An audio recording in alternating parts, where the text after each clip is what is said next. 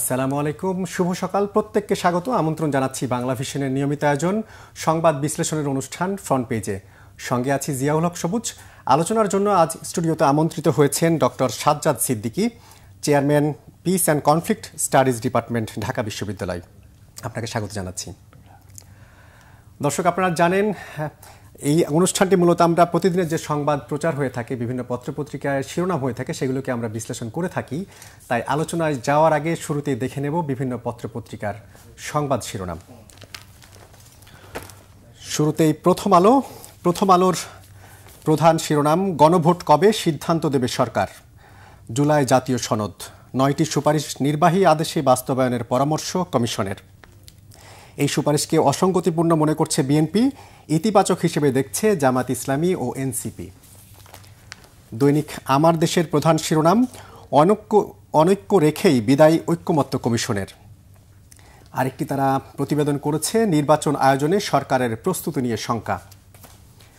দৈনিক ইত্তেফাকের প্রধান শিরোনাম, সংস্কার চূড়ান্ত হবে গণভোটে, সংসদ নির্বাচনের সঙ্গে বা আগে গণভোটের সুপারিশ। জুলাই সনদের বাস্তবায়ন নতুন বাংলাদেশের পথ দেখাবে, জানিয়েছেন প্রধান উপদেষ্টা। দৈনিক ইনকিলাবের প্রধান শিরোনাম, ঐক্যমত্য কমিশন কি জামাতের এজেন্ডা বাস্তবায়ন কমিশন? তারা প্রশ্ন তুলেছে, নির্বাচনের আগে গণভোট নয়। প্রধান উপদেষ্টার কাছে জুলাই সনদ বাস্তবায়নের সুপারিশ হস্তান্তর ঐক্যমত্য কমিশনের। সনদের বাস্তবায়ন নিয়ে আলোচনা করব ডক্টর মোহাম্মদ ইউনুস। দৈনিক নয়াদিগন্তের প্রধান শিরোনাম, জুলাই সনদ বাস্তবায়নে 2 বিকল্প, অন্তর্বর্তী সরকারের কমিশনের সুপারিশ জমা। ঋণের শর্ত পূরণ খতিয়ে দেখতে আইএমএফ টিম এখন ঢাকায়। আরেকটি শিরোনাম তারা করেছে, ফখরুল সারা কুক বৈঠক, নির্বাচনের আগে গণভোটের সুযোগ নেই, জানিয়েছেন আমির খসরু। দৈনিক যুগান্তরের প্রধান শিরোনাম, সংবিধান সংশোধনের 45 দিনে বাস্তবায়ন, পিআর পদ্ধতিতে উচ্চকক্ষ। আরেকটি শিরোনাম তারা করেছে, ঋণের 5,000 কোটি টাকা পাচার, দুবাই লন্ডনে সাবেক মন্ত্রী জাবেদের 597টি বাড়ি। দৈনিক সমকালের প্রধান শিরোনাম, সঞ্চয়পত্রের সার্ভার ব্যবহার করে জালিয়াতি, অন্যের সঞ্চয়পত্র ভাঙিয়ে 25 লাখ টাকা আত্মসাৎ। আরেকটি শিরোনাম তারা করেছে, লক্ষাধিক খাতা চ্যালেঞ্জ, ফল পরিবর্তন 2 থেকে 3%। জুলাই সনদ বাস্তবায়ন আদেশে 2 সুপারিশ। দৈনিক কালের কণ্ঠের প্রধান শিরোনাম, নির্বাচনের দিন বা আগে গণভোট থাকবে না, নোট অব ডিসেন্ট, বাস্তবায়ন আদেশের সুপারিশে যা বলা আছে তারা সেটি নিয়ে প্রতিবেদন করেছে। আরেকটি সংবাদ তারা করেছে, আওয়ামী লীগের আমলে একে আজাদের সুবিধা গ্রহণ, 4,000 কোটি টাকার মিল হাতিয়ে নেন পানির দরে। দৈনিক বাংলাদেশ প্রতিদিন তাদের প্রধান শিরোনাম, ঐক্যমত্যের অনৈক্যের সুপারিশ। তারা বলছে, সংসদ ব্যর্থ হলে 9 মাসের মধ্যে স্বয়ংক্রিয়ভাবে যুক্ত হবে সংবিধানে।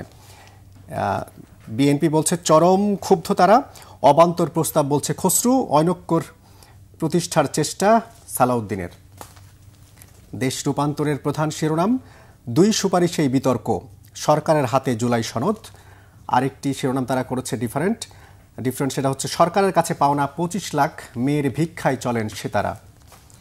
দৈনিক কালবেলার প্রধান শিরোনাম, ডিসেম্বরের শুরুতে পদত্যাগ করতে পারেন মাহফুজ ও আসিফ, উপদেষ্টা পদ ছাড়লে ভোটের লড়াইয়ে অংশ নেবেন দুজনই। 104 ভুয়া জুলাই যোদ্ধার গেজেট বাতিল হচ্ছে, সংসদ 9 মাসে ব্যর্থ হলে প্রস্তাবগুলো স্বয়ংক্রিয়ভাবে সংবিধানে যুক্ত হবে। দৈনিক বণিক বার্তার প্রধান শিরোনাম, অনেক পরিশোধের পরও আবারও বকেয়ার চক্রে বিদ্যুৎ খাত। আরেকটি শিরোনাম তারা করেছে, জুলাই সনদ বাস্তবায়নের সুপারিশ নিয়ে সংবিধান সংস্কারে গণভোটের পরামর্শ ঐক্যমত্য কমিশনের।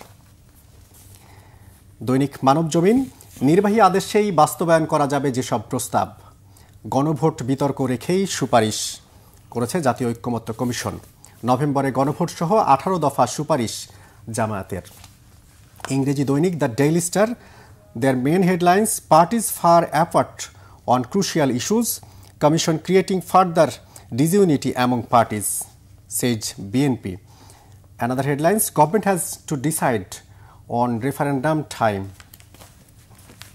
আরেকটি ইংরেজ দৈনিক দ্য নিউ এজ, তাদের প্রধান শিরোনাম, July charter implementation, NCC places roadmap, NCC roadmap draws mixed reaction, Jamaat NCP favour, BNP like minded parties oppose. আরেকটি শিরোনাম তারা করেছে সঞ্চয়পত্র নিয়ে server of saving certificates hacked, টাকা 25 লাখ স্টোলেন।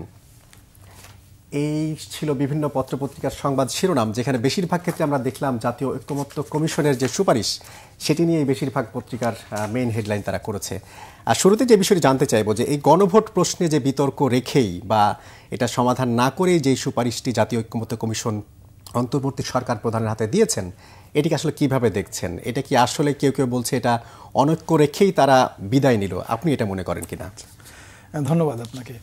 দেখুন, এখানে যে কোনো সমস্যার সমাধান তো একটা পথে হয় না, নানান পথ থাকে। থিওরিস্টরা অনেক সময় বলে যে কোনো একটা ক্রাইসিসকে আমরা অ্যাটলিস্ট 7 মেকানিজমস আমরা ফলো করতে পারি। বিভিন্ন থিওরিস্টরা দিয়েছেন আমাদের সাবজেক্টে যারা এক্সপার্ট। তো সেরকম এখানে যে বিষয়টা খুবই গুরুত্বপূর্ণ সেটা হচ্ছে যে অনৈক্য রেখেই অনৈক্য রেখেই মানে তারা বিদায় নিয়েছে ঐক্যমত্য কমিশন। তাহলে এটা কিন্তু নতুন কিছু না, এটা কিন্তু প্রাগ ঐতিহাসিক কাল থেকেই। আপনার ইমানুয়েল কান্ট নামে একজন ভদ্রলোক আছেন, আমার হঠাৎ করে মনে পড়লো যে উনি বলেছিলেন যে আনসোশ্যাল সোশিয়েবিলিটি, অর্থাৎ মানুষ অর্গানাইজড হয় তার কালেকটিভ ইন্টারেস্টের জন্য, আবার কালেকটিভ ইন্টারেস্ট যখন মিট হয়ে যায় অথবা মিট না হওয়ার আগেও তার ব্যক্তি ইন্টারেস্ট যখন কালেকটিভ ইন্টারেস্টের সঙ্গে ক্ল্যাশ করে তখন আবার অনৈক্য দেখা দেয়। তো ঠিক আছে, 5 আগস্ট পরবর্তী সময় তাদের মধ্যে একটা ঐক্যের একটা ব্যাপার ছিল সব দলের মধ্যে এবং আগে পরে। এখন হচ্ছে যে মাঠ এখন মনে হচ্ছে যেন কে দখলে নিবে, কে কতটুকু সুবিধা কার পক্ষ থেকে নিবে, এই সংগ্রামে তারা লিপ্ত। এটা কি ব্যক্তি বা দলীয় ইন্টারেস্টের কারণে? এই যে দলীয় ইন্টারেস্ট হচ্ছে জাতীয় ইন্টারেস্টের মানে ঊর্ধ্বে চলে গেছে, যেটা ডেঞ্জারাস। যেটা একটা জাতি গঠন কিংবা রাষ্ট্র গঠনের পূর্ব শর্ত হচ্ছে যে ন্যাশনাল এবং কালেকটিভ ইন্টারেস্টকে আপনার প্যারালালি এবং সিনক্রোনাইজ হতে হয়। তো এই জায়গায় আপনি দেখবেন যে প্রায় প্রতিটা দলের আমি বলবো যে তাদের যে ব্যক্তি ইন্টারেস্ট যেরকম করে ডিভোর্সের কারণ হয়ে যায় একেবারে পারিবারিক ক্ষেত্রে, ঠিক তেমনি বাংলাদেশের যে বিদ্যমান রাজনীতিতে যে ঐক্যের কথা বলা হচ্ছে সেই ঐক্যে আসলে কারোরই আগ্রহ নাই। আগ্রহ একটা জায়গায় তার নিজের দলের এজেন্ডা কিভাবে বাস্তবায়ন করা যায়। পত্রিকা কিছু শিরোনাম এরকম করেছে যে কিছু কিছু দল। তাহলে এটা গেল একটা জিনিস যে ওই মানে কনসেনসাস কমিশন ওই মানে তার কনসেনসাসে পৌঁছতে পারে নাই, না পেরেই তারা সাবমিট করেছে তাদের যে চূড়ান্ত রিপোর্ট। এটা অস্বাভাবিক কিছু না, কিন্তু তাদের রিয়েলাইজেশন হওয়া উচিত এত কিছুর পরে। জুলাই, আগস্ট, 71, মুক্তিযুদ্ধ, 90-এর গণ অভ্যুত্থান কিংবা 1/11, এত একটা ছোট রাষ্ট্রের এত কম সময় এত হিস্ট্রি, এত ব্লাডশেড, মানে এত ক্ষয়ক্ষতি, এর পরেও যদি আমাদের অ্যাকচুয়াল রিয়েলাইজেশন গ্রো না করে কেবলমাত্র আমি আমার দাম্ভিকতা এবং আমি আমার ব্যক্তি চরিত্রটাকে উৎকর্ষতা দিব ডেসপাইট হ্যাভিং মানে নানা সমস্যা, আমি আমাকে মহিয়ান করার চেষ্টা করব, এই যে গ্রাউন্ড রিয়েলিটিকে বাদ দিয়ে যে রাজনৈতিক দলগুলা এই কাজগুলা করছে, এইটাই হচ্ছে মূল কারণ অনৈক্য হওয়ার। না হলে অনৈক্য হওয়ার কোনো কারণ তো নেই। আমরা তো দেখেছি জাতীয় ঐক্যমত্য কমিশন দিনের পর দিন তাদের সাথে বৈঠক করেছেন, আলোচনা করেছেন নানা বিষয়ে। তারা কেউ হয়তো কোনো দল নোট অফ ডিসেন্টও দিয়েছেন। জাতীয় ঐক্যমত্য কমিশন কি চাইলে পারতো আসলে সব বিষয়গুলো? না, পারতো না। আমি আপনার কথাটা কেড়েই নিচ্ছি, কারণ আপনার কথা আমার কথা একই হবে, আর এভাবেই থিওরাইজেশন হয়। অর্থাৎ জাতীয় ঐক্যমত্য কমিশনের প্রতি রাজনৈতিক দলগুলোর শ্রদ্ধাবোধের জায়গাটা আপনি যদি দেখেন, যাদের বডি ল্যাঙ্গুয়েজ এক একজনের, আমি খুবই সারপ্রাইজড যে এখানে তাদেরকে আমি দায়িত্ব দিয়েছি, with due respect I have to convey my message এবং ইন্টারাক্ট করতে হবে। দ্যাটস দ্য কার্টেসি এবং ডিসেন্সি অফ এ মানে আপনার যে ফর্মাল মিটিংয়ের। আপনি দেখবেন ঐকমত্য কমিশনের প্রতি মানে বিভিন্ন রাজনৈতিক দলের, সেটা আমি বয়সের দিক থেকে কথা বলবো না, তাহলে ক্লাসিজম হয়ে যাবে কিংবা এইজিজম হয়ে যাবে, বাট একটা ডিসেন্সি একটা ডেলিকেসির একটা ব্যাপার আছে যখন ফর্মাল মিটিংয়ে কথা বলি। তো তাদেরকে যেভাবে চ্যালেঞ্জের মুখে ফেলে দিয়েছে, আর অসম্মানের যে ল্যাঙ্গুয়েজ, বডি ল্যাঙ্গুয়েজ তো সবচেয়ে বেশি গুরুত্বপূর্ণ। এই সমস্ত বিষয়ের প্রেক্ষিতে আমার মনে হয় ঐকমত্য কমিশন রিলেটিভলি ফার সাকসেসফুল। এই ধরনের অ্যানোমালি, এই ধরনের ডেসপারেশন, এই ধরনের মানে অসহযোগিতামূলক আচরণের প্রেক্ষিতে তারা যে এই পর্যন্ত পৌঁছেছে, আমি মনে করি this is their great success, number 1। আর নাম্বার 2 হচ্ছে, আপনি বলছিলেন যে ওই ঐকমত্য কমিশনের বোধহয় অনেককে ঐক্যে না পৌঁছার সবাইকে ঐক্যমতে আনতে পারে, এটা হবে না, এটা কখনোই হয় না, এটা কখনো হবে না। আপনি হলেও 2 দিন পরে ভাঙবে। আপনি 86 নির্বাচনে ঐকমত্য হয়েছিল, তাই না, যে আমরা কেউ নির্বাচনে যাব না এরশাদের। তারপর 2টো রাজনৈতিক দল নির্বাচনে গিয়ে এরশাদের রাজনৈতিক বৈধতাকে দেওয়ার প্রেক্ষিতে আজকে এরশাদের জাতীয় পার্টির রাজনৈতিক দলটা না ঘাটকা না ঘাটকা বলি আমরা, এটা কি তার আইডেন্টিটি একটা ক্রাইসিসে পড়ে গেছে। কিন্তু যদি এই জাতীয় পার্টিটাই একটা মানে মাঠঘাটের শক্তি প্রদর্শন কিংবা যুক্তি জ্ঞান বুদ্ধি দিয়ে গড়ে উঠতে পারতো, তাহলে আজকে এরশাদের রাজনৈতিক দলটাকে নিয়ে এত প্রবলেম হতো না। ঠিক একই রকম ভাবে দেখেন, ঐক্য হয় কখন? ঐক্য হয় যখন আমার ব্যক্তি স্বার্থ লাগে। অর্থাৎ 96-এ জামাত ইসলাম একটা দলের সঙ্গে ঐক্য হচ্ছে, আর এইগুলোই কিন্তু এখন বাংলাদেশের রাজনীতিতে চরম একটা ন্যাক্কারজনক এবং নেতিবাচক প্রভাব ফেলছে। এই ধরনের ঐক্যগুলো খুবই, আমি বলি যে ভালো কাজে ঐক্য হচ্ছে না, কনসেনসাস কমিশন, আমি এটাই বললাম, কিন্তু নেগেটিভ কাজে তাদের ঐক্য হচ্ছে।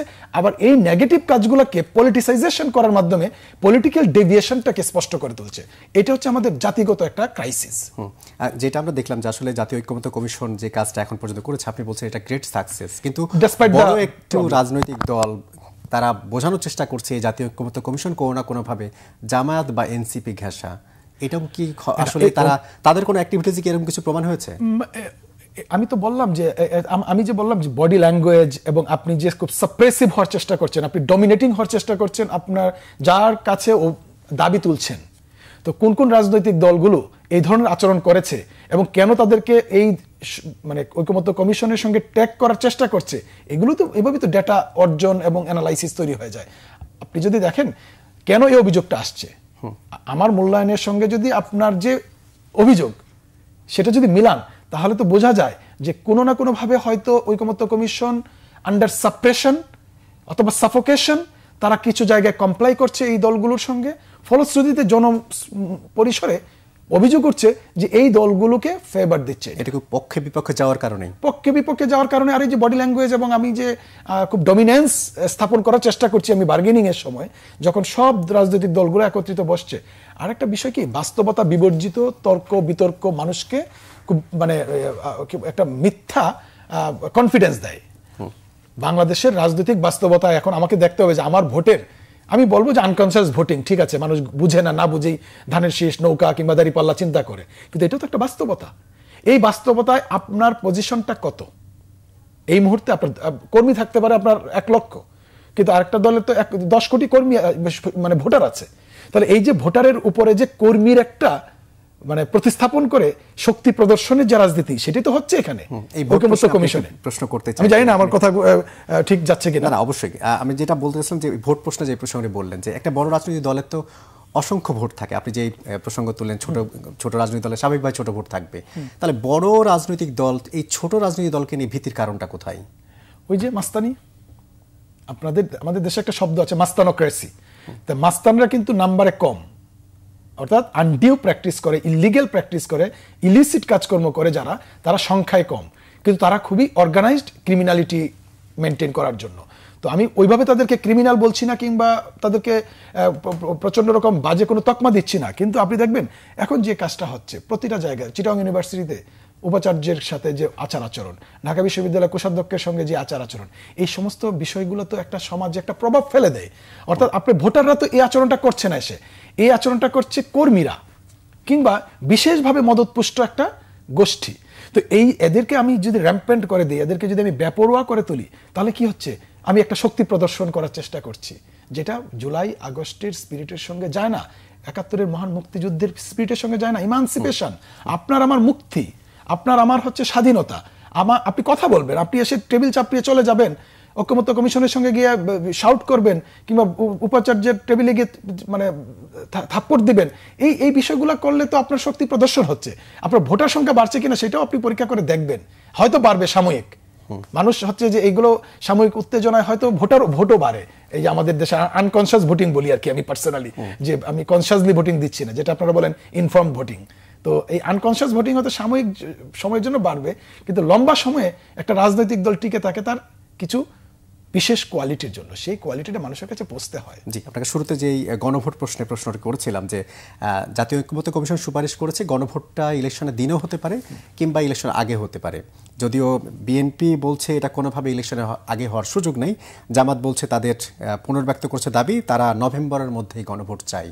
আসলে কি হওয়া উচিত, কি হতে পারে? মানে গণভোট, কিসের গণভোট? যদি আমি প্রশ্ন করি, ঢাকা শহরে 10 লক্ষ মানুষকে, কয়জনের কাছ থেকে উত্তর পাবেন যে গণভোটটা কিসের উপরে, যেটাকে আমরা বলি অপারেশনাল ডেফিনেশন, অর্থাৎ গণভোট এই সরকার 50 বছর চালাবে এরকম হয় নরমালি। কিংবা গণভোট এই সাংবিধানিক সরকার পার্লামেন্টারি সিস্টেম থাকবে নাকি প্রেসিডেন্সিয়াল সিস্টেম থাকবে, this is how we use to see and witness the গণভোট সিস্টেম, তাই না?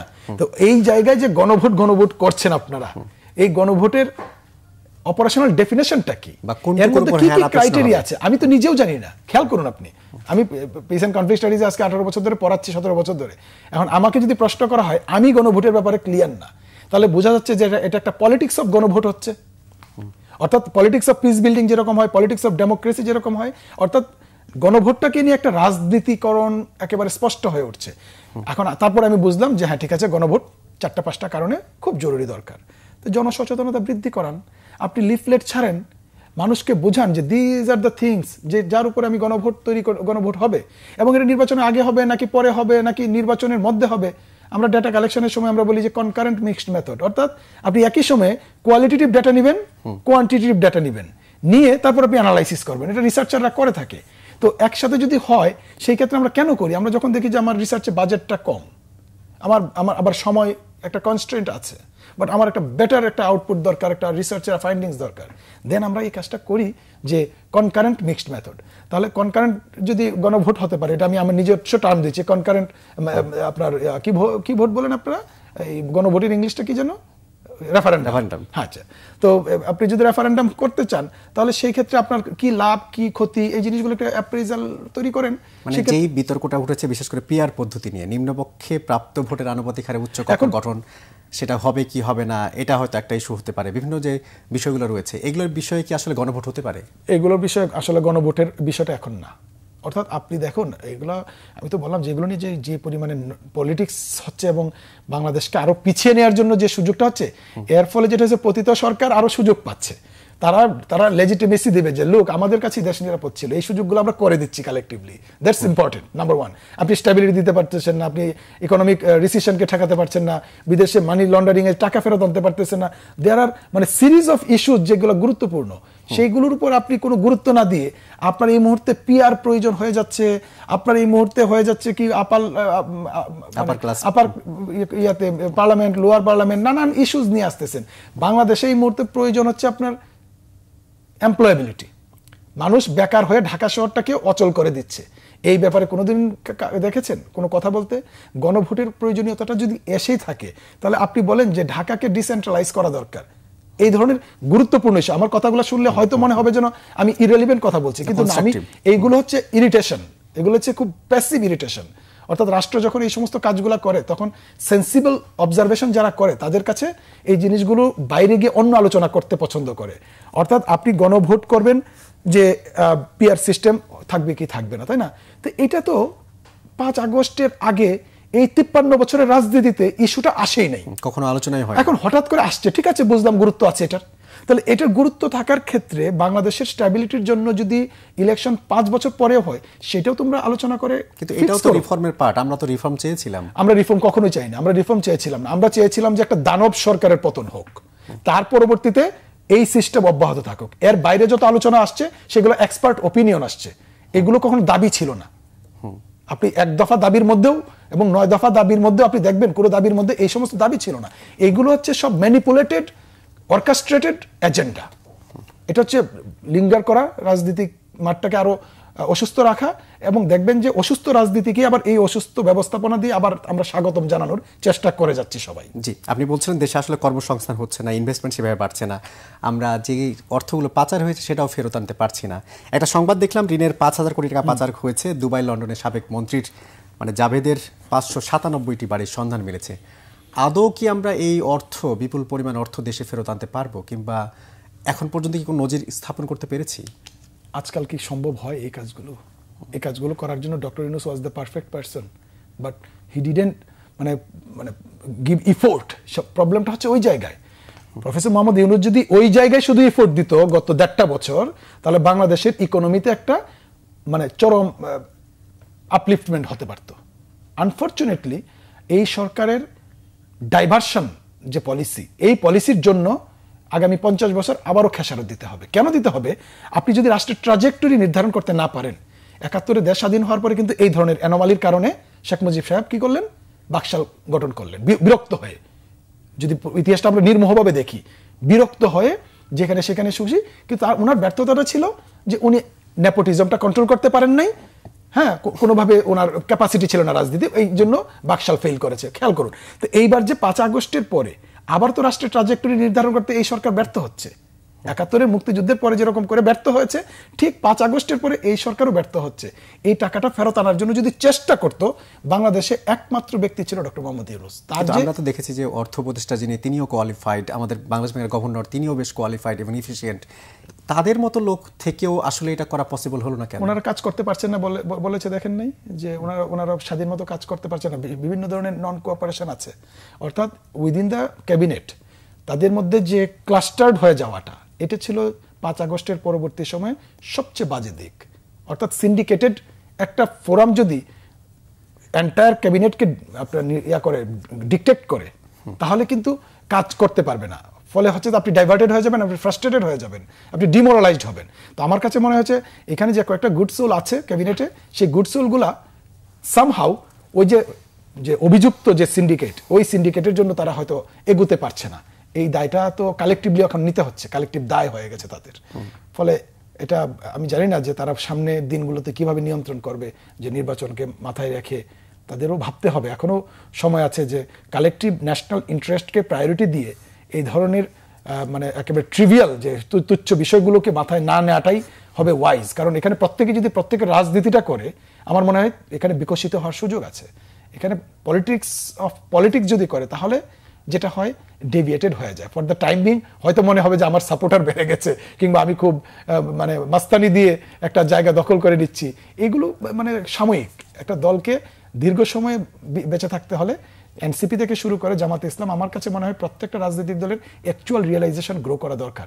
ফেয়ার এবং আপনার এজেন্ডা বেসড পার্সনিফিকেশন না করে, বরং জাতীয় ইন্টারেস্টকে তারা প্রায়োরিটি দিয়ে যদি রাজনীতি করতে পারে, 10 বছর পরে তারা বৃহৎ রাজনৈতিক দল হয়ে যাবে। আপনি গ্যারান্টি নেন। কারণ বিএনপি ক্ষমতায় আসলে তাদের যে চাঁদাবাজির যে অভিযোগগুলো, এগুলো নিয়ন্ত্রণ করতে পারছে না। ফলশ্রুতিতে তৃণমূল পর্যায়ে যেরকম অসন্তোষ আছে বিএনপির প্রতি, আবার তাদের ভোটারও যে আহামরি কমে যাচ্ছে বিষয়টা তা না। ফলে এই যে তাদের যে অভিযোগ যে করাপশন, চাঁদাবাজি, এইগুলোর জন্য বিএনপি পিছাবে। আর ওরা যদি সুস্থ ধারা রাজনীতি করতে পারে, এরকম ব্যক্তিগত দলীয় এজেন্ডা বাদ দিয়ে, তাহলে তো একটা সুস্থ ধারা রাজনীতি তৈরি হয়ে যায়। নির্বাচন পেছানো কিংবা আগে পরে আপনার রেফারেন্ডাম দেওয়া না দেওয়া, এই সমস্ত বিষয়ের প্রতি বেশি গুরুত্ব না দেওয়াই মনে হয় আমার কাছে পরামর্শ হিসেবে থাকবে। বড় রাজনৈতিক দলের কথা বললেন, তাদের দলের মধ্যে কিছু কিছু ক্ষেত্রে অন্তর্দ্বন্দ্ব রয়েছে। বিভিন্ন জায়গায় হয়তো তারেক রহমান নিজেও বলেছেন প্রার্থীদের মধ্যে দ্বন্দ্বের পারদ শূন্যে নামাতে হবে।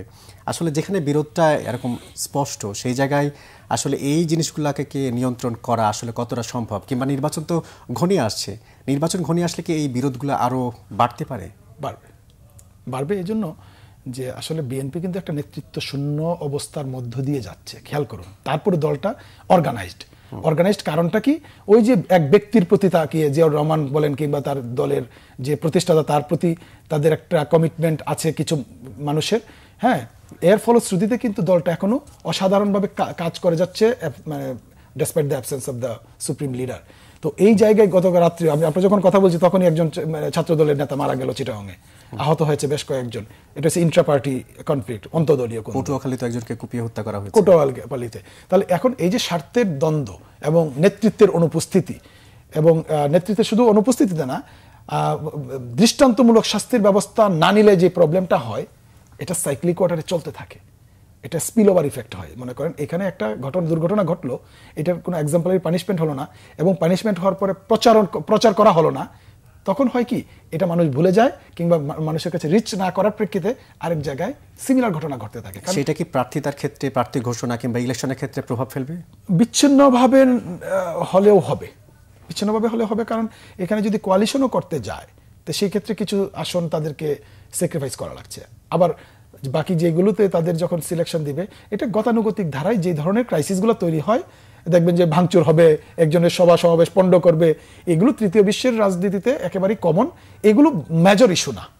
মেজর ইস্যুটা হচ্ছে যে দলীয় মানে শৃঙ্খলা ভঙ্গের দায়ে যদি অভিযুক্তকে সুনির্দিষ্ট প্রমাণের ভিত্তিতে স্পষ্ট মানে শাস্তি দেওয়া যায় এবং সেটা প্রচার করা যায়, তাহলে এটা অনেকাংশে কমে যাবে। এটি হচ্ছে একটা দলের শৃঙ্খলা রক্ষার জন্য অন্যতম প্রধান কাজ। এখন যদি হয় এরকম যে এই দলের মানে অর্থনৈতিক উৎসটাই হচ্ছে করাপ্ট ইকোনমি এবং এই করাপ্ট লিডার, তাহলে তো আর আমাদের কিছু করার নেই, তাহলে আপনার 5 আগস্ট বলেন, আরো 5 আগস্ট সামনে আসবে, এর মধ্যে দিয়ে চলতে থাকবে।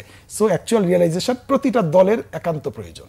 আমরা দেখছি আসলে নির্বাচনী আমেজ অনেক জায়গায় শুরু হয়েছে, প্রার্থীরা নিজ নিজ এলাকায় যাচ্ছেন, আমরা ব্যানার পোস্টার এরকম নানা ধরনের শোভা পাচ্ছে। এরপরও জাতীয় নির্বাচন নিয়ে সরকারের প্রস্তুতি নিয়ে শঙ্কার বিষয়ে নানা ধরনের প্রতিবেদন আমরা দেখেছি। আসলে এই জাতীয় নির্বাচন নিয়ে শঙ্কার কারণটা কোথায়, উদ্বেগের কারণ কোথায়? উদ্বেগ তো এটা ব্যর্থতা, এটা এই সরকারের ব্যর্থতা। সরকারের ব্যর্থতা হচ্ছে, এটা আমরা যারা টুকটাক কথাবার্তা বলি কিংবা লিখি, সরকারের উচিত ছিল, দেখুন 111-এর গভর্নমেন্ট 2 বছর ছিল, 111-এর গভর্নমেন্টের যে ভলিউম, যে ইনসিডেন্স, তার তুলনায় এটা 1000 টাইমস রিগোরাস, তাই না? মানে in terms of death, casualties etcetera.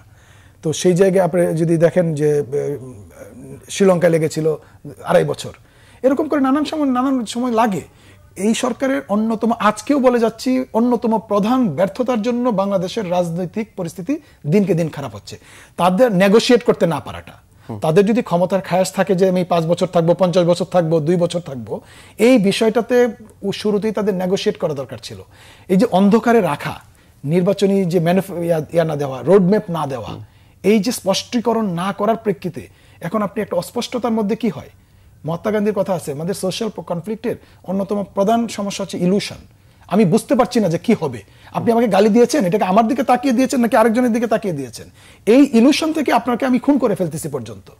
এই যে ইলুশনটা তৈরি করে দিয়েছে এই সরকার, এবং যার জন্য এই রাজনৈতিক দলগুলো একে অপরকে কাদা চোরাচুরি, এগুলো খুব অস্বাভাবিক ছিল না, কিন্তু এগুলো এখন অস্বাভাবিক পর্যায়ে পৌঁছার জন্য সরকারকে দায় নিতে হবে। কিন্তু নির্বাচনের আগে যেই 2-3 মাস সময় হাতে রয়েছে সরকারের হাতে, সেই সময়ের মধ্যে কি আসলে এই আইন শৃঙ্খলা পরিস্থিতি বা ইলিউশন যে কথাগুলো বললেন, এগুলো কি দূর করা আদৌ সম্ভব? না, একেবারেই সম্ভব না, একেবারেই সম্ভব না।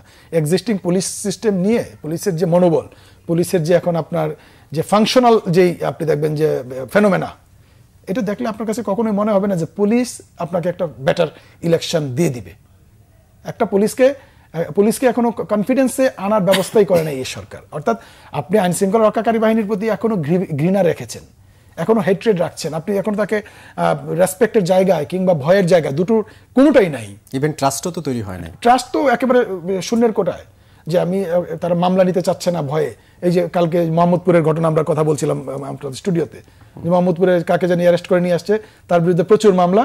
আবার দেখলাম যে 2টা রাজনৈতিক দলের নেতৃবৃন্দ যৌথভাবে গিয়ে তাকে ছুটিয়ে ছাড়ানোর চেষ্টা করছে জোর করে। তো এই যে পুলিশের প্রতি অনাস্থা, কিংবা আপনি যেটা বলেন যে ট্রাস্ট ডেফিসিট, এই ট্রাস্ট ডেফিসিট রাখেন, একেবারে সুস্থ নির্বাচন করা সম্ভব না। তাই বলে আপনি নির্বাচন আরো পিছাতে থাকবেন, তার জন্য একটা এগ্রিমেন্ট দরকার যদি পিছাতেই চান, কিন্তু অন্ধকারে রেখে পিছায়েন না, তাহলে হবে কি বড় ধরনের ব্যত্যয় ঘটে, মানে বিপত্তির কারণ হয়ে দাঁড়ায়। আপনি যেহেতু পিস অ্যান্ড কনফ্লিক্ট নিয়ে কাজ করেন, এই যে সামনে নির্বাচন, এই সময়ের মধ্যে এই মানে সম্ভাবনা কি দেখছেন বা শঙ্কা কি করছেন যে সময়ের মধ্যে? আপনি কিছুক্ষণ আগে বলছিলেন যে হয়তো যারা যেই সরকার, দানব সরকারের পতন ঘটে তারা হয়তো চলে গেছে, তারাও তো একটা বড় অংশ ভোটার, তাদের হয়তো লিডাররা চলে গেছে, কিন্তু তাদের বড় অংশ ভোটার এবং তারা তো দেশে রয়েছে। নির্বাচনে তাদের রোলটা কি হতে পারে? এই ভোটারকে কিন্তু কয়েকটা ক্লাস্টারে ভাগ করতে হবে। একটা হচ্ছে যে আপনি নিম্ন আয়ের মানুষ, আরেকটা হচ্ছে মধ্যবিত্ত, আরেকটা হচ্ছে উচ্চবিত্ত। উচ্চবিত্তের ভোটার সংখ্যা কম, এবং উচ্চবিত্তের ম্যাক্সিমামই দেখা যাচ্ছে যে পলিটিক্যালি কানেক্টেড এবং ফাইন্যান্সিয়ালি সলভেন্ট। তারা দেখা গেল যে বেশিরভাগ এখন পলায়ন অবস্থায় আছে, একটা বড় একটা অংশ। যেমন কয়েকদিন আগে সমকাল এবং বিএসবির একটা বাংলাদেশ ব্যুরো অফ স্ট্যাটিস্টিক্স একটা রিপোর্ট আসছে, 1,59,000 মানুষ নাই, কত লক্ষ মানুষ নাই, মানে তার নির্দিষ্ট জায়গায় নাই। তাহলে এই যে আপনি ভোটারগুলোকে ক্লাস্টার করছেন, নিম্ন আয়ের ভোটারকে হয়তো দেখা যাবে যে টাকার বিনিময়ে, মানে ইলিসিট মানি এখানে একটা ফ্যাক্টর হিসেবে দাঁড় হবে। সেটা জামাত ইসলাম হোক, এনসিপি হোক, বিএনপি হোক, জাতীয় পার্টি যদি সুযোগ পায় আসার, যদিও তাদের ব্যাপারে এখনো রিকনসিলিয়েশন হয়নি। আর রিকনসিলিয়েশন ছাড়া আসলে কাউকে আত্মীকরণের যে প্রবলেমটা, সেটা জামাত ইসলামকে নিয়ে আমরা দেখতেছি 71 পর থেকে যেভাবে রাজনীতি হচ্ছে, এখনো জামাত শক্তিশালী একটা রাজনৈতিক দল, তারপরও আপনি এখনো প্রশ্ন তুলছেন। কারণটা কি? আপনি রিকনসিলিয়েশন না করে তাকে আত্মীকরণ করেছেন। তো এরশাদকেও যদি একইভাবে আত্মীকরণ করা হয়, আওয়ামী লীগকেও যদি রিকনসিলিয়েশনের মাধ্যমে আত্মীকরণ না করা হয়, তাহলে বাংলাদেশের রাজনীতিতে সুষ্ঠু ধারা আসবে না। আর এইগুলো ভোটিং বিহেভিয়ারে ভয়ঙ্কর রকম করে প্রেশার তৈরি করবে। একটা হচ্ছে অর্থনৈতিক ফাইন্যান্সিয়াল বেনিফিট পেয়ে হয়তো ভোটিং বিহেভিয়ার চেঞ্জ হবে, তারা হয়তো। আরেকটা ভোটার মধ্যবিত্তের একটা টানা পড়েন আছে, মধ্যবিত্ত বলে যে মিডল ক্লাস সেন্টিমেন্ট। তো মিডল ক্লাসে যেটা হবে, ভোটিং দানে হয়তো বিরত থাকবে ম্যাক্সিমাম মানুষ। এটা আমি এখানে ফোরকাস্ট করে যাচ্ছি, হয়তো আপনারা এগুলো পরবর্তীতে অ্যানালাইসিস করতে পারবেন। আর উচ্চবিত্তের তো একটা বড় অংশ আপনার তার মানে ডিসপ্লেস হয়ে গেছে তার জায়গা থেকে। তো এইভাবে দেখবেন যে সত্যিকারের রিজিড যে আওয়ামী লীগের যে ভোটার, তারা যদি আওয়ামী লীগ যদি কোনো কারণে নির্বাচনে নাও আসতে পারে, তাহলে এই ভোটারের বড় একটা অংশ অ্যাবসেন্ট থাকবে, এটা আমার অনুমান। তারা হয়তো ভোট দিতে যাবে না। এটা আমার একটা অনুমান আর কি। হ্যাঁ, ভোট প্রশ্নে আর একটি বিষয় জানতে চাইবো যে পর্যবেক্ষক নিয়ে, নির্বাচনে বড় সংখ্যক পর্যবেক্ষক পাঠাবে ইউরোপীয় ইউনিয়ন, এমন কথা বলছে। যুক্তরাষ্ট্র আগ্রহ দেখিয়েছে, কিন্তু ইসি বলছে যে নির্বাচন বিতর্কিত করতে পারে এমন কাউকে আসলে তারা আমন্ত্রণ জানাবে না। কিন্তু আমরা তো অতীতে দেখেছি যে যাদের হয়তো চালচুলো নেই এমন সংগঠনও কিংবা এমন প্রতিষ্ঠানও নির্বাচনে পর্যবেক্ষক হিসেবে ছিল। নির্বাচনকে সুষ্ঠু করতে কিংবা একটা গ্রহণযোগ্য তকমা পেতে হলে আসলে কাদেরকে আমন্ত্রণ জানানো উচিত? না, এটা ওই যে নির্বাচন কমিশনের যে বক্তব্য, এটা অপেশাদারিত্ব, সিম্পলি অপেশাদারিত্ব।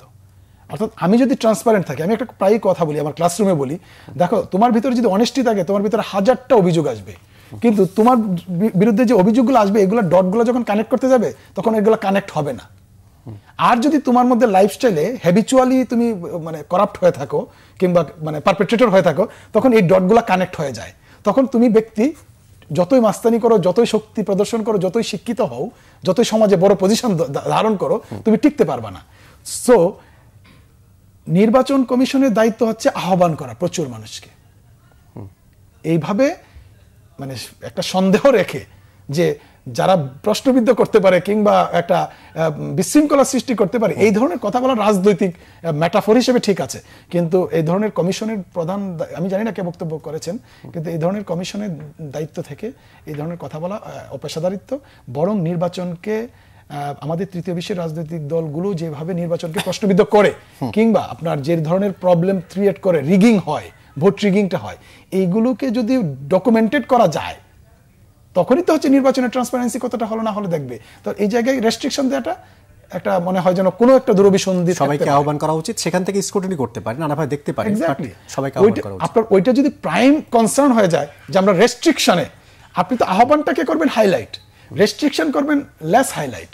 আর আপনি যদি রেস্ট্রিকশনটাকে হাইলাইট করেন, তখন আপনার মধ্যে একটা ম্যাল ইন্টেনশন আছে কিনা জনমনে প্রশ্ন উঠতে পারে। তো সেই জন্যই বলছিলাম যে এটা একটা অপেশাদারের মতো কথা। আমরা একেবারে শেষ পর্যায়ে রয়েছি, 30 সেকেন্ডে যদি কিছু যুক্ত করতে চান। না, এভরিথিং ইজ ফাইন, কিন্তু দুঃখের বিষয় হচ্ছে যে আমাদের ট্রাজেক্টরি, রাষ্ট্রের ট্রাজেক্টরি নির্ধারণে আমরা এখনো মানে অ্যাকচুয়াল রিয়েলাইজেশন কারোর গ্রো হচ্ছে না, এটাই দুঃখজনক। তো আশা করি হবে, আস্তে আস্তে হবে। জি, অসংখ্য ধন্যবাদ ডক্টর সাজ্জাদ সিদ্দিকী আজকে সময় দেওয়ার জন্য। Thank you. দর্শক, এই ছিল আজকের ফ্রন্ট পেজ। এতক্ষণ যারা সঙ্গে ছিলেন সবাইকে ধন্যবাদ। ভালো থাকবেন সবাই, শুভ সকাল।